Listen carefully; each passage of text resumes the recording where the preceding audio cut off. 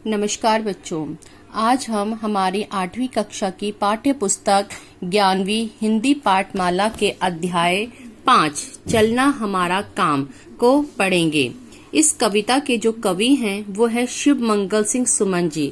देखिए बच्चों, इस कविता में कवि ने बताया है कि मनुष्य को अपने जीवन में हमेशा आशावादी बनकर रहना चाहिए। जीवन में विषम परिस्थितियों से यानी मुश्किलों से क्या करना चाहिए? डट कर सामना करना चाहिए। उसे भाग्यवादी का अर्थ है भाग्य के भरोसे रहना। उसे भाग्यवादी बनने की अपेक्षा अपने परिश्रम पर विश्वास करना चाहिए। यानी उसे जीवन में क्या करनी चाहिए? मेहनत करनी चाहिए, अपने ऊपर विश्वास करना चाहिए, भाग्य के भरोसे ना रहकर मेहनत करनी चाहिए, क्योंकि मेहनत करने से ही क्या मिलती है? जीवन में सफलता मिलती है। देखिए बच्चों, हर मनुष्य के अपने जीवन का एक क्या होता है? उद्देश्य होता है, और उसी उद्देश्य को ध्यान में रखकर उसे क्या करना चाहिए? प्रयास करना चाहिए। उस उद्देश्य के लिए अगर रास्ते में कई सारी मुश्किलें भी आती हैं, परेशानियां भी आती हैं, तो उन सब का क्या करना चाहिए? सामना करना चाहिए, उनका डटकर मुकाबला करना चाहिए और अपनी सफलता को प्राप्त करना चाहिए। अब यही सब जो शिव मंगल जी हैं वो इस कविता में बता रहे हैं। तो आइए बच्चों, हम इस कविता को पढ़ते हैं और इसके मतलब को समझते हैं। देखिए, सबसे पहले कवि क्या कहता है? गति प्रबल पैरों में भारी, फिर क्यों रहूं दर दर खड़ा। अब आज मेरे सामने है रास्ता इतना पड़ा, जब तक न मंजिल पा सकूं तब तक मुझे न विराम है, चलना हमारा काम है। यहाँ पे चलना हमारा काम का अर्थ है कि अपने जीवन के उद्देश्य को प्राप्त करने के लिए हमें क्या करना चाहिए? निरंतर चलते रहना चाहिए। तो कवि कहता है कि गति प्रबल पैरों में भारी, फिर क्यों रहूं दर दर खड़ा। तो यहाँ पे कवि कहता है कि ईश्वर ने मेरे पैरों में इतनी शक्ति दी है कि मैं अपने लक्ष्य की ओर निरंतर आगे बढ़ता रह सकता हूँ।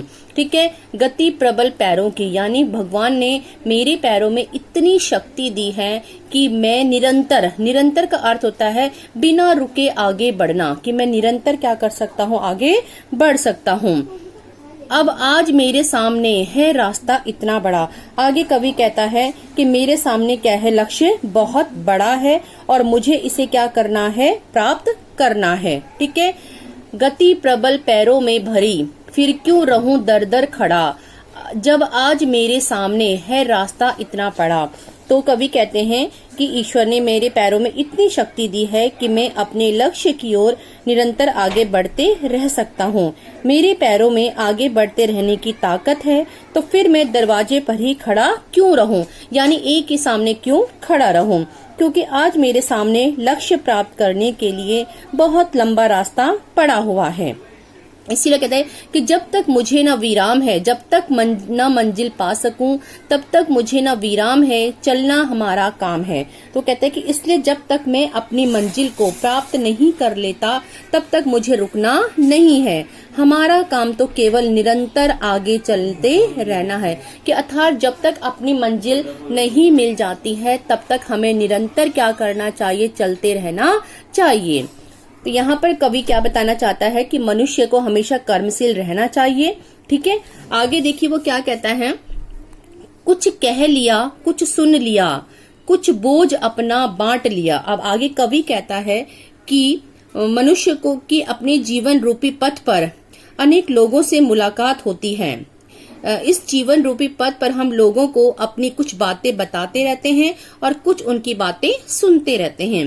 कुछ कह लिया, कुछ सुन लिया, कुछ बोझ अपना बांट लिया, अच्छा हुआ तुम मिल गए, कुछ रास्ता ही कट गया। ठीक है, कि मनुष्य जब अपने लक्ष्य के पथ पर चलता है तो उसकी मुलाकात अनेक लोगों से होती है। इस जीवन रूपी पथ पर हम लोगों को अपनी बातें बताते हुए चलते हैं, यानी कुछ अपने विशेषताएं, अपने लक्ष्य के बारे में बताते हुए चलते हैं। कुछ हम उनके अनुभवों को सुनते हैं और उनसे क्या करते हैं? सीखते हैं। ठीक है, इस प्रकार से अपना कुछ बोझ अर्थात जिम्मेदारियां बट जाती हैं, कुछ रास्ता ही कट गया। तो इस तरह से क्या होता है कि कुछ अपनी जिम्मेदारियां, कुछ बोझ क्या हो जाता है? कम हो जाता है। ऐसे में आम लोगों से मुलाकात होने से अच्छा ही हुआ कि जीवन रूपी रास्ता इस मेल मुलाकात में आराम से कट गया, कि रास्ते में अगर हमें अपने अन्य साथी भी मिल गए तो हमारा जो ये रास्ता था वो आसान हो गया और एक दूसरे से मुलाकात से, प्रेम से ये रास्ता भी क्या हो गया, आसानी से कट गया। आगे कवि कहता है, क्या राह में परिचय कहूं, राही हमारा नाम है, चलना हमारा काम है। तो कवि कहते हैं कि मुझे अपना परिचय देने की आवश्यकता नहीं है, अपना नाम तो केवल जीवन रूपी पथ पर चलकर अपनी मंजिल को प्राप्त करने वाला राहगीर ही है। कि हमें अपना परिचय नहीं देने से क्या होगा, परिचय तो हमारे कर्म देंगे, कि जब हम जीवन रूपी पथ पर चलकर अपनी मंजिल को प्राप्त कर लेंगे तभी हमारा क्या बनेगा, होगा, नाम होगा। ठीक है, तो इस प्रकार से कवि कहता है कि हमारा काम तो केवल क्या है, निरंतर आगे चलते रहने का है और हमें क्या करना है, अपने लक्ष्य की प्राप्ति के लिए निरंतर आगे बढ़ते रहना है। ठीक है, आगे देखिए बच्चे, कवि क्या कहता है, इस विशद विश्व प्रहार में किसको नहीं बहना पड़ा, सुख दुख तुम हमारी ही तरह किसको नहीं सहना पड़ा, फिर व्यर्थ क्यों कहता फिरूं, मुझ पर विधाता वाम है, चलना हमारा काम है। विशद का अर्थ होता है सुंदर। ठीक है, अब कवि कहता है कि इस सुंदर संसार में क्या होता है कि चोट अथवा ठोकरें लगती ही रहती हैं। कवि क्या कहता है, जीवन अपूर्ण लिए हुए, पाता कभी खोता कभी, आशा निराशा से घिरा, हंसता कभी रोता कभी, गति मति न हो अवरुद्ध, इसका ध्यान आठों याम है, चलना हमारा काम है। तो आगे कवि क्या कहता है कि मनुष्य की इच्छाएं क्या हैं, असीमित हैं, कि मनुष्य की जो इच्छाएं हैं वो असीमित हैं, वे कभी भी पूर्ण नहीं हो सकती हैं। देखिए बच्चे, जो मनुष्य है ना, उसकी जो इच्छाएं हैं वो अनंत है, वो कभी कम नहीं हो सकती हैं। मनुष्य को जीवन में कभी कुछ मिलता है तो कभी वह कुछ खो भी देता है, अर्थात जीवन में लाभ हानि, आशा निराशा, ये सब क्या है, आती ही रहती हैं। जीवन दुखों से क्या रहता है, घिरा रहता है, तो कभी जीवन में सुख भी आता है, उसे कभी अपनी इच्छा अनुसार वस्तु प्राप्त भी हो जाती है, तो कभी वह उसे फल, अपनी कर्म का फल भी प्राप्त होता है, तो कभी वह निराशाओं से घिरा होता है। गति मति न हो अवरुद्ध, इसका ध्यान आठों याम है, चलना हमारा काम है। तो वो कहता है कभी इच्छा अनुसार फल की प्राप्ति होने पर वह रोने लगता है। आगे कवि कहता है कि प्रत्येक परिस्थिति में भी लक्ष्य की प्राप्ति के लिए निरंतर आगे बढ़ते रहने की गति और बुद्धि कभी नहीं रुके। कि अर्थात कवि कहना चाहता है कि जीवन में चाहे हमें कभी सफलता मिले, कभी असफलता मिले, कभी दुख मिले, कभी निराशा मिले, कभी हमें हंसना पड़े और कभी रोना भी पड़े, तो भी हमारी लक्ष्य प्राप्ति के लिए हमारी गति और हमारी बुद्धि कभी भी रुकनी नहीं चाहिए। क्योंकि देखिए बच्चे, जब तक हमारी गति और हमारी गति यानी हमारी जो पैरों की शक्ति है और हमारी बुद्धि दोनों ही साथ नहीं देंगी, दोनों ही कर्म नहीं करेंगी, तब तक हम जीवन में सफलता को प्राप्त नहीं कर सकते हैं। तो कवि कहता है कि चाहे जीवन में कुछ भी हो, सफलता हो, असफलता हो, दुख हो, सुख हो, आशा हो, निराशा हो, लेकिन हमारी जो शक्ति और हमारी बुद्धि है वो कभी भी रुकनी नहीं चाहिए। इस बात का मैं आठों पहर ध्यान रखता हूँ। ठीक है, इसलिए कवि कहता है कि मैं इसका ध्यान आठों प्रहर रखता हूँ, क्योंकि हमारा काम तो केवल निरंतर आगे बढ़ते रहने का है और चलते रहने का है। क्योंकि देखिए बच्चे, जीवन कभी नहीं रुकता है, जीवन निरंतर चलता रहता है और हमें भी क्या करना है, इस जीवन में निरंतर चलते रहना है। आगे कवि क्या कहता है, इस विशद विश्व प्रहार में किसको नहीं बहना पड़ा, सुख दुख हमारी ही तरह किसको नहीं सहना पड़ा, फिर व्यर्थ क्यों कहता फिरूं, मुझ पर विधाता वाम है, चलना हमारा काम है। इस विशद विश्व प्रहार में, विशद का अर्थ होता है सुंदर। आगे कवि कहता है कि इस सुंदर संसार में निरंतर चोट अर्थात ठोकरें लगती ही रहती हैं, कि सबको जीवन में ठोकरों को यानी मुश्किलों को, मुसीबतों को, कठिनाइयों को सबको क्या करना पड़ता है, सहना पड़ता है। लेकिन इसके सामने किसको नहीं बहना पड़ा, लेकिन इसके सामने किसी को भी झुकना क्या करना पड़ता है, झुकना ही पड़ता है, कि हमें दुख परेशानियों के सामने क्या करना पड़ता है, झुकना पड़ता है। सुख दुख भी सभी मनुष्य को अपने जीवन में मिलते रहते हैं। संसार में ऐसा कोई भी व्यक्ति नहीं है जिसे सुख दुख समान रूप से सहन नहीं करने पड़े हों। अर्थात संसार में सभी को सुख और दुख समान रूप से सहन करने ही पड़ते हैं। ये कवि कहता है कि जीवन सुख और दुख का संगम है। हमें सुख भी सहने पड़ते हैं और दुखों को भी हमें क्या करना पड़ता है, उसी इतनी ही खुशी से सहन करना पड़ता है। फिर व्यर्थ क्यों कहता फिरूं, मुझ पर विधाता वाम है। तो ऐसी परिस्थिति में फिर मैं बेकार में ही क्यों कहता फिरूं कि ईश्वर मेरे विरुद्ध हो गया है। देखिए बच्चे, क्या होता है कि जब अगर हमारे जीवन में कभी दुख आ जाता है तो हम उसका दोष किस पर देते हैं, ईश्वर पर देते हैं। ईश्वर को कोसने लगते हैं कि भगवान ने मेरे जीवन में क्या किए हैं, दुख ही दुख दिए हैं। जबकि भगवान क्या है, जीवन में सुख और दुख दोनों ही देता है। ठीक है, जीवन में सुख और दुख दोनों ही आते हैं। यदि हमें जीवन में कभी दुख भी सहने पड़े या असफलताओं का सामना भी करना पड़े तो उसके लिए हमें ईश्वर को दोष नहीं देना चाहिए। ठीक है, क्योंकि कर्म करना हमारा काम है और हमारा काम क्या है, लगातार चलना है। यानी अपनी उद्देश्य प्राप्ति के लिए हमें निरंतर क्या करना चाहिए, चलते रहना चाहिए। ठीक है, देखिए बच्चों, कवि क्या कहता है, मैं पूर्णता की खोज में दर दर भटकता ही रहा, प्रत्येक पग पर कुछ न कुछ रोड़ा अटकता ही रहा, निराशा क्यों मुझे, जीवन इसी का नाम है, चलना हमारा काम है। अब देखिए बच्चे, आगे कवि क्या कहता है कि मैं अपने जीवन में पूर्णता प्राप्त करने के लिए दर दर भटकता रहा। ठीक है, दर दर भटकने का अर्थ है कि निरंतर चलता रहा, कहीं पर भी रुका नहीं। किंतु आगे बढ़ने के क्रम में प्रत्येक कदम पर कोई न कोई बाधा सामने आकर खड़ी हो गई। लेकिन कवि क्या कहता है कि जितना भी वो आगे बढ़ता रहा, पग पग पर यानी हर समय पर उसे क्या मिलती रही, परेशानियां ही, मुश्किलें ही मिलती रही। लेकिन इन मुश्किलों के आ जाने से उसे निराश नहीं होना चाहिए, क्योंकि इसी का नाम जीवन है। क्योंकि देखिए बच्चे, जीवन क्या है, संघर्ष का ही नाम है। जीवन में हमें संघर्षों का सामना करना ही पड़ता है, तो हमें उनसे हारना नहीं चाहिए, बल्कि उनका क्या करना चाहिए, सामना करना चाहिए। तो कहता है, मैं पूर्णता की खोज में दर दर भटकता ही रहा, कि मैं अपने जीवन में पूर्णता सब कुछ प्राप्त करने के लिए क्या करता रहा, दर दर भटकता ही रहा। किंतु आगे बढ़ने के प्रत्येक क्रम में मुझे कोई न कोई बाधा आकर क्या करती रही, सामने आकर खड़ी मिलती रही। प्रत्येक पग पग पर कुछ न कुछ रोड़ा अटकता ही रहा। लेकिन पग पग पर कि हर पथ पर मुझे कितनी ही मुश्किलों का क्या करना पड़ा, सामना करना ही पड़ा। और बाधाएं, रोड़ा का अर्थ यहाँ पर क्या है, मुश्किलें, बाधाएं। और बाधाएं निरंतर मेरा रास्ता क्या करती रही, रोकती रही। जीवन इसी का, निराशा क्यों मुझे, जीवन इसी का नाम है, चलना हमारा काम है। तो कवि कहता है कि हमें इससे निराश नहीं होना चाहिए, क्योंकि चलने का नाम ही क्या है, जीवन है। और हमारा काम तो निरंतर आगे बढ़ते रहने का ही है।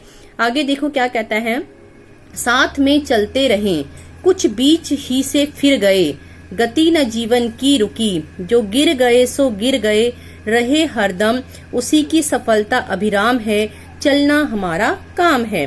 तो आगे कवि क्या कहता है, साथ में चलते रहें, कुछ बीच ही से फिर गए। ठीक है, कि इस जीवन रूपी पथ में बहुत से लोगों का साथ मिला, कि जब हम अपने लक्ष्य की प्राप्ति के लिए चलते हैं तो रास्ते में हमें बहुत सारे लोग मिलते हैं। उनमें से कुछ हमारे साथ साथ चलते रहते हैं तथा कुछ लक्ष्य प्राप्ति से पहले ही साथ छोड़कर चले जाते हैं। कि देखिए बच्चों, कि कुछ लोग जो सहनशील होते हैं, ठीक है, जिनके मन में विश्वास होता है, वो निरंतर चलते रहते हैं। लेकिन कुछ लोग जीवन में आने वाली मुश्किलों से, बाधाओं से क्या होते हैं, हार मान लेते हैं और अपने उद्देश्य को बीच में ही क्या करते हैं, छोड़ देते हैं। किंतु फिर भी हमारे जीवन की गति नहीं रुकी, लेकिन फिर भी जीवन क्या होता है, चलता रहता है। जो गिर गए सो गिर गए, रहे हरदम। तो वो कहता है कि जो हमारे साथ चलते हुए गिर गए, वे तो मर ही गए। गिरने का अर्थ है कि जिन्होंने अपनी मंजिल को, मुश्किलों को समझकर बीच में ही छोड़ दिया, उसके लिए प्रयास नहीं करा आगे नहीं बढ़ पाए, वो गिरे हुए किसके समान है? मरे हुए के समान है, क्योंकि उनका जीवन ही क्या हो गया? रुक गया, थम गया, जो असफलताओं के डर से अपनी मंजिल को बीच में ही क्या कर लेते हैं? छोड़ लेते हैं। उसी की सफलता अभिराम है, चलना हमारा काम है। अभिराम कहते हैं सुंदर, ठीक है। तो कवि कहता है कि हमारा काम तो केवल क्या है? निरंतर है, हमारा काम आगे बढ़ने का है। उसी का जीवन क्या है? सुंदर है, जो अपने उद्देश्य के लिए निरंतर चलता रहता है और उसे क्या करता है? प्राप्त करता है। आगे देखिए कवि क्या कहता है? फकत यह जमाना जो मिट गया वह जी गया, मूंदकर पलके सहज दो घूंट हंसकर पी गया, सुधा मिश्रित गरल वह साकिया का जाम है, चलना हमारा काम है। तो देखिए आगे कवि क्या कहता है?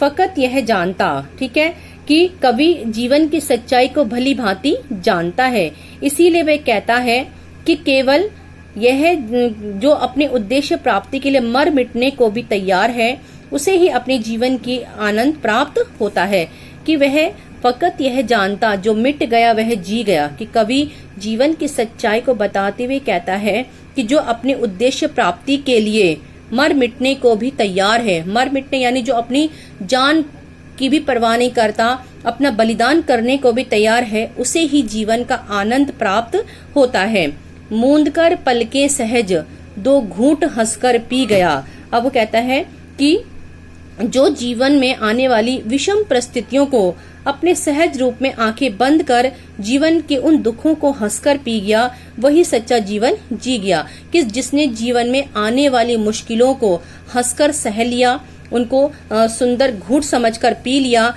वही व्यक्ति जीवन में क्या होता है? सफल होता है। और उसी व्यक्ति का जीवन किसके समान है? अमृत के समान है, सुधा मिश्रित गरल, ठीक है, कि उसी व्यक्ति का जीवन क्या है? अमृत के समान है, ठीक है। आगे वो क्या कहता है?